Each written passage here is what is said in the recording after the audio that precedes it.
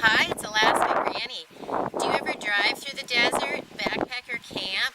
Do you live near a desert or you enjoy hiking or hunting? If you do, then you need to understand the dangers of the desert and the techniques that you need to know and understand to keep yourself safe and out of harm's way.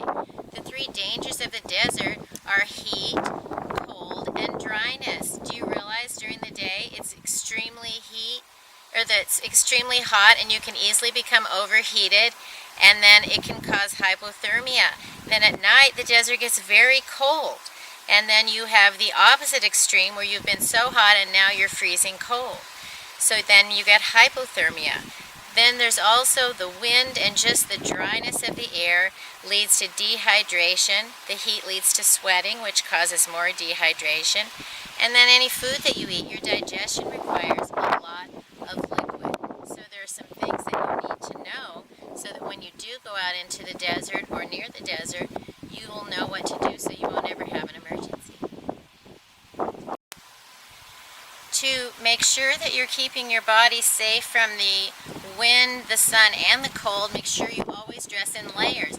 Even when it's warm, you need to have layers to keep the sun off you, so light layers are good.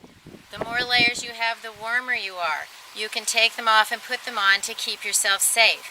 Then the other most important thing is water. Make sure you carry lots and lots of water. You won't even realize how quickly your body is becoming dehydrated when you're out in a super dry environment. Drink lots of water before you set out, carry lots of it with you in the car, and drink it throughout the day. If you should need to seek shelter, look for something that's a little shady. And the ground, especially in the summer, might still be very hot from the heat of the sun. Dig down a few inches and get into the cooler levels. So a rocky outcropping is always going to be a little bit cooler and better shade for you than the very hottest part of the day. Be on the lookout for dried sticks and twigs. You can find lots of them. And if you needed to be stuck overnight, know that you can find lots of this.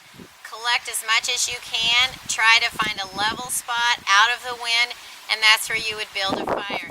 Make your fire small and stay close to it rather than giant that you sit back, because your fuel will last a lot longer in the desert environment because they're just not going to burn as long as, say, a big old tree in the forest.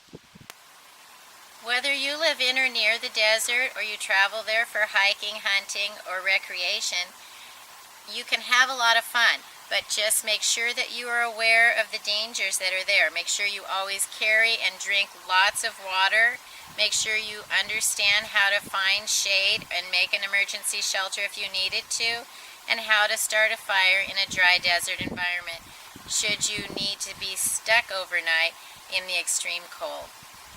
The desert can be a lot of fun. Don't be afraid to wander out, but just be aware of the different challenges to every environment.